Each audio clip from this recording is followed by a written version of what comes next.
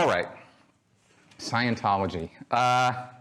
Okay, so I grew up in Scientology. I joined when I was about 4 years old because I was a very precocious and ambitious little kid. Not really. I really had no choice in the matter at all. My parents got involved, and I just grew up with it just like anybody else grows up in any other kind of religious household. I didn't really think about it too much.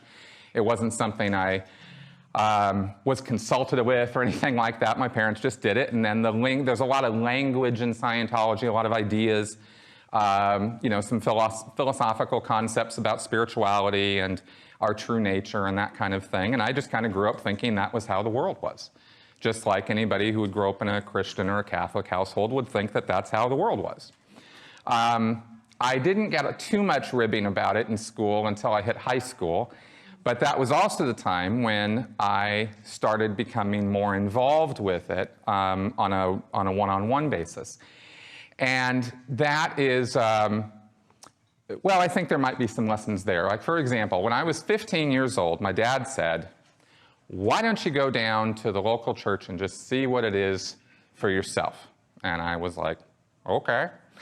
So I went down. I was in California at the time. I lived in Santa Barbara, or near Santa Barbara, so I went to the Santa Barbara church, and I did the personality test that they offer, which is 200 questions all about, yes, no, maybe, on a bunch of weird questions like, do I browse railway timetables for fun? And, do I often feel depressed for no reason? And these kinds of, sort of vague, generalized kind of questions. And what the result of this was supposed to be a scientific graph of my personality, how happy or sad I was, how in communication or withdrawn I was, how responsible or capricious I was. These were all plotted on a graph.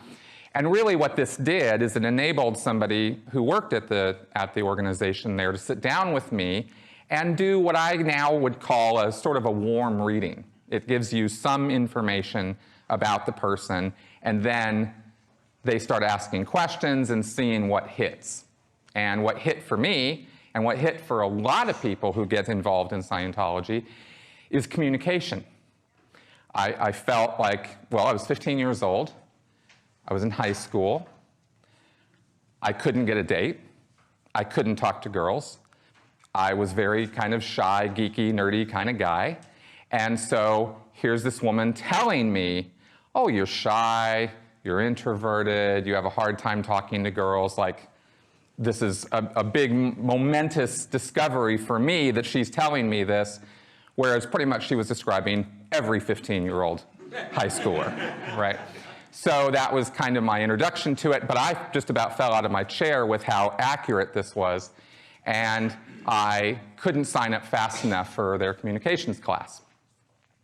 And the communications class basically taught me how to look people in the eye when I'm talking to them and project myself in such a way that I can be heard. And so I thought, wow, this was awesome, this was amazing, and I proceeded to continue to not get any dates and not meet girls. But hey, Scientology was wonderful and it really worked. And I really did think that. And I had a lot of vested interests and reasons to think that because my parents, again, were involved. They had actually been going all the way up to the top of Scientology's, what they call the bridge to total freedom. It's a series of steps that you do in order to attain what is considered total spiritual freedom and personal immortality. It's a great idea. And if Scientology was able to deliver on that promise, I wouldn't be standing here talking about it right now. I'd still be doing it. But it doesn't really deliver that. And in fact, it delivers things that are a lot worse than that, which we'll talk about. Though,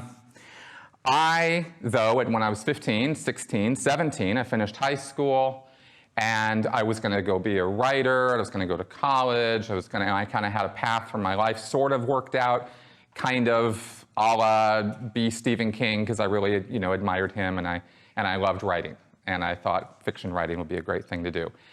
Well, they sat me down one day and they said, no, what you should really do is you should save the world. And you should be doing that by joining up with us. And I thought, okay, sure. And there was a lot of at that time, it took a few days because my parents actually, while they were full in and totally true believers in Scientology, they weren't so keen on me working for the church. They had worked for the church and they didn't have a great experience at it. And so they were kind of like, yeah, you don't really know what you're getting into. And in order to work for the Church of Scientology, I would have to sign a voluntary contract of commitment for 5 years.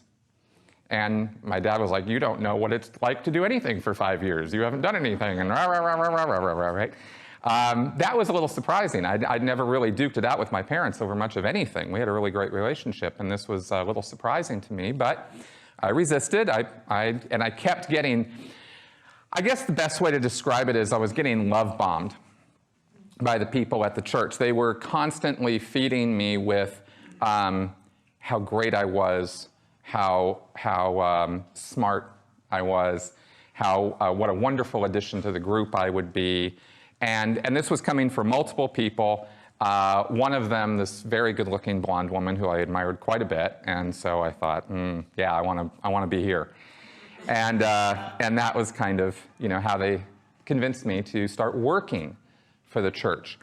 I guess one of the points I want to make along the way here, while I'm talking about how I got more and more deeply involved in this group, is that it was a small series of agreements along the way. I didn't dive in on day one, and for those of you who have seen South Park, no one was talking about Xenu, or galactic overlords, or space aliens, none of that. In fact, I didn't learn about that. I ended up being involved with this group for 27 years, and I never heard about Xenu or space aliens once the whole time.